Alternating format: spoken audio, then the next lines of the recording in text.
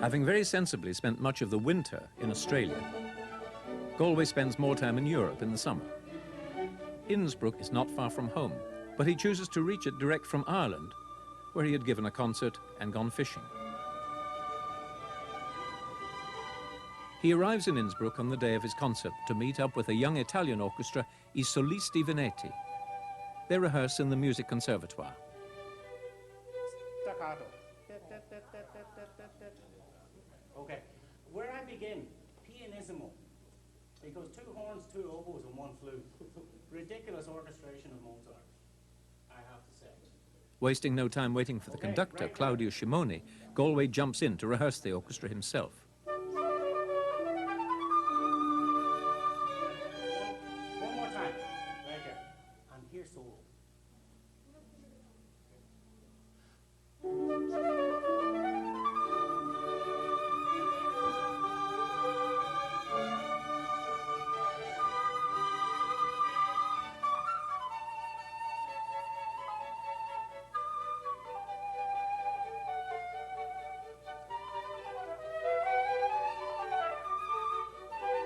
Galway and Claudio Scimoni first met on a Dutch television program 15 years ago and have had a special relationship ever since.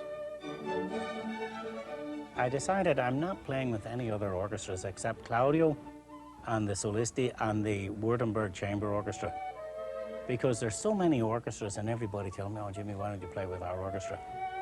I think it's better to have 2 real good friends than 300 acquaintances.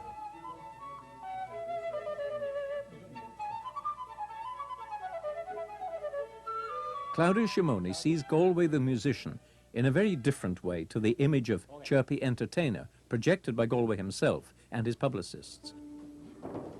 Now we're ready for you.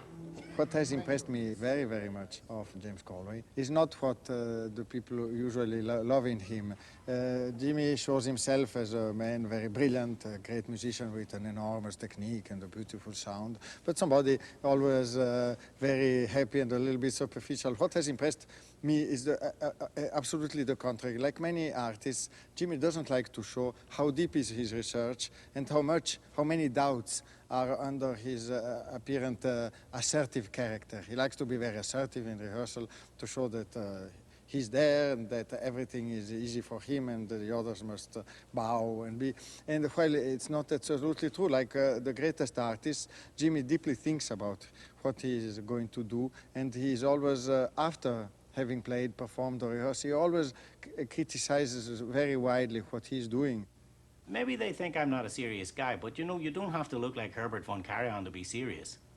I mean, he never smiled at all, ever. He would conduct happy music with the same expression on his face as dead music. You know, it didn't matter to him if it was the Siegfried's funeral or the marriage of Figaro. Herbert always had the same. Maybe he didn't like music. I don't know, but you see, I'm a different type. I'm sort of Celtic, you know, and I enjoy the way Celtic people are. They're always happy and, you know, ready for a good time. And I think life on this planet is too short to go around like an old German philosopher. But I do take the interpretation of classical music very serious, and I think it is a serious business.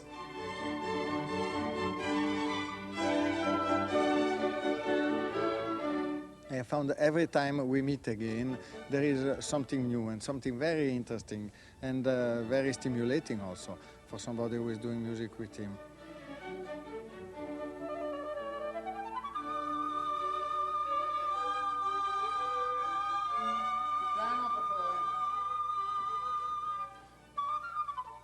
Claudio, I prefer solo violins. I have a long D. Of interest. Not only our personalities blend very easily, but also there is something that I can learn from him and from his evolution. Can we do your cue? Letrata flauto.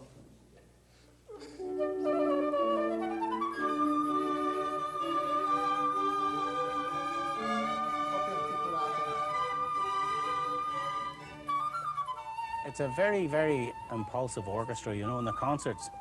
Claudio sometimes will just say, begin this scale, pianissimo. So we make da da da da da da da da da da da, whereas everybody else is busy going da da da, and they've already figured it out before. Just on the spur of the moment, Claudio will say something or do something, and he's a very active conductor, and the orchestra are very active when they play together.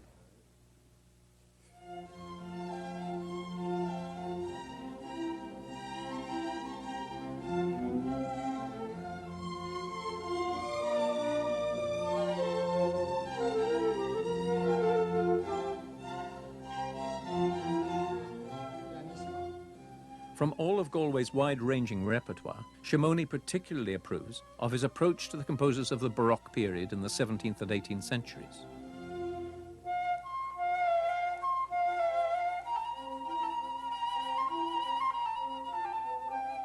The Baroque music, especially the Baroque music we play, is a music very much given to the performer. There is a very famous phrase of Couperin that says the difference between French music and Italian music is that the Italian music is not definite. In Italian music, the success of music depends much more on the performer than on the composer, because it's very open to improvisation.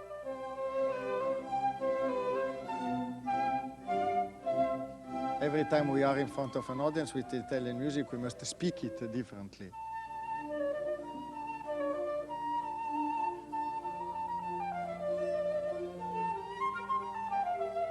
Now, there are a lot of musicians that don't feel this. You meet them after years and they're always playing academically the same thing in the same way, and they want you absolutely to stick to what you did the year before, 2 years before, 20 years before, 1 century ago. Well, with Jimmy, he really goes to the roots of this way of doing music, which was the real way of Vivaldi. All these great composers, Vivaldi, Albinoni, Tartini, great composers who were also great performers. And they were writing for themselves, and they were playing and performing everything differently according not only their temperament, but the progress of civilization around them.